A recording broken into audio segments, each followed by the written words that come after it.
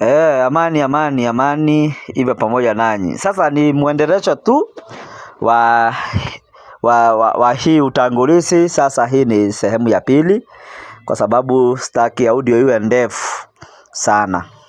So tunapoenda katika kitabu cha Waefeso 2, nitaanza mstari wake wa 8. Inasema hivi: tena alipoonekana ana umbo kama mwanadamu, alijinyenyekeza akawa mtii hata mauti, naam, mauti ya katika msalaba, ama katika mti wa Yashua wa kutundikwa. Kwa hiyo mstari wa 9, kwa hiyo tena Yawe alimwadhimisha mno, akamkirimia jina lile lipitalo kila jina. Kwa hivyo wakati alipokubali kunyenyekea na kuwa mtiifu hata mauti, alipewa, aliadhimishwa mno, akakirimiwa jina lile lipitalo kila jina. Tunaonyeshwa ya kwamba alikirimiwa jina lile lipitalo kila jina. Kwa hivyo jina lile ambalo Mwokozi ako nalo ni jina lipitalo kila jina, kama vile tumesoma katika Matendo ya Mitume 4. Jina libao limepita majina zote. Katika jina hilo ndilo kuna wokovu. Jina lile alilokirimiwa ni gani? Tunaendelea. Ili kwa jina la Yashua. Kwa hivyo jina alilokirimiwa ni jina hili la Yashua. Lakini tutaelewa kwa nini hili jina liwe special kuliko majina yale mengine. Hapa inasema katika jina la Yesu. Tutakuja kuona ni namna gani, ni jina gani linalostahili, ni Yesu ama ni jina gani? Mimi nasema ni jina la Yashua. Kwa hivyo ni jina special ambalo aliweza kukirimiwa, ambapo ninasoma mstari wa 10. Ili kwa jina la Yashua kila goti lipigwe, la vitu vya mbinguni na vitu vya duniani na vitu na vya chini na vya chini ya nchi. Kwa hivyo katika jina kila goti lipigwe. Tutakuja kuangalia hili jina la Yashua ambao magoti yanapigwa duniani na mbinguni. Kwani ni jina gani hili? Nataka ndiwe tutaweza kuangalia, tutaweza kujua. Mstari wa 11 inasema, na kila ulimi ukiri ya kuwa Yashua Masihi ni hapa inasema Yesu Kristo ni Bwana. Na kila ulimi ukiri ya kuwa Yashua Masihi ni Yawe, kwa utukufu wa Yawe Baba. Utakuja kuona, kwa sababu ukipata mahali popote pameandikwa jina Bwana, kama vile tulisoma katika kujua jina la Baba, tuliona Bwana inasimama mahali pa Yawe. Kama ukikuta mahali popote Bwana, unajua ni Yawe. Hapa imeandikwa katika herufi kubwa.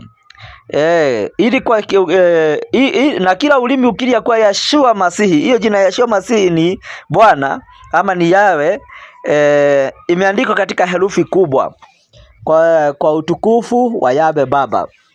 Usichanganyikiwe. Huu ni utangulizi tu, utaelewa zaidi kwa nini andiko linasema hivyo. Kwa hivyo tunaona ya kwamba tunapoliamini jina takatifu, basi jina la Mwokozi, jina lililo takatifu, basi tunakuwa watu ambao wameamini katika imani ambayo ni nzuri. Lakini tunapoamini jina lolote tu, bora tujue ati ni nani tunayemkusudia, basi hatutakuwa katika wokovu ule wa kweli. Wokovu wa kweli unatoka katika jina ambalo lilipeanwa, jina halisi. Kwa nini tuseme jina halisi? Kwa nini saa hii tufundishe katika jina na tutafute jina halisi? Ni kwa sababu kuna watu walioingia na wakaleta jina lingine ambalo Mwokozi alidhihirisha. Kuna jina jingine litakaloletwa. Kwa hivyo tunapoendelea tunaona ya kwamba ni jina la Yashua, na watu watakiri, na kila goti litapigwa mbinguni na duniani. Kwa hivyo jina hili ndilo limebeba wokovu. Jina hili ndilo limebeba wokovu. Katika Matendo ya Mitume 3, nataka tusome Matendo ya Mitume 3. Matendo ya Mitume 3 mstari wake wa 13, tukiendelea kidogo. Yawe wa Ibrahimu na wa Isaka na wa Yakobo, Yawe wa baba zetu amemtukuza mtumishi wake Yeshua, ambaye ninyi mlimsaliti na kumkana mbele ya Pilato alipokuwa ametoa hukumu yake afunguliwe.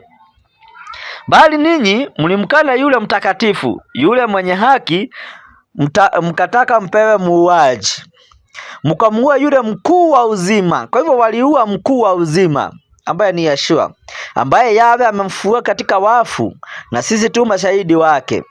Na kwa imani katika jina lake, jina lake limemtia nguvu mtu huyu mnayemuona na kumjua, na imani ile iliyo kwake yeye imempatia huyu uzima huu mkamilifu mbele yenu ninyi nyote. Kwa hivyo tunaona ya kwamba jina hili la Yeshua linatia watu nguvu, linatia watu uzima, na linafanya watu wakamilifu. Mtu aliyekuwa hayuko mkamilifu anakuwa mkamilifu. Kwa hivyo jina ni la muhimu sana. Ni vizuri tukajua nani wokovu wetu umejengwa katika jina gani, katika jina gani. Kwa hivyo tukijua hilo, basi tutakuwa watu wenye wako katika wokovu wa kweli, kwa sababu tulisikia ya kwamba na uzima wa milele ndio huu, wakujue wewe Yawe wa pekee wa kweli, na Yeshua Masihi uliyemtuma. Yohana 17 mstari wake ni 3. Kwa hivyo hiyo ndio uzima wa milele, tujue Yeshua Masihi katika jina hilo. Tukishajua, basi tutakuwa katika wokovu wa kweli. Kwa hivyo tutaendelea kujua jina la Mwokozi, na jina la Mwokozi tutalijua rahisi sana, kwa sababu tushajua jina la Baba. Tukishajua jina la Baba, basi tuna urahisi sana wa kujua jina la Mwokozi wetu Yeshua. Mbarikiwe. Sasa tunaingia katika somo rasmi ya jina la Mwokozi ni gani katika maandiko, katika vitabu tofauti tofauti. Mbarikiwe sana.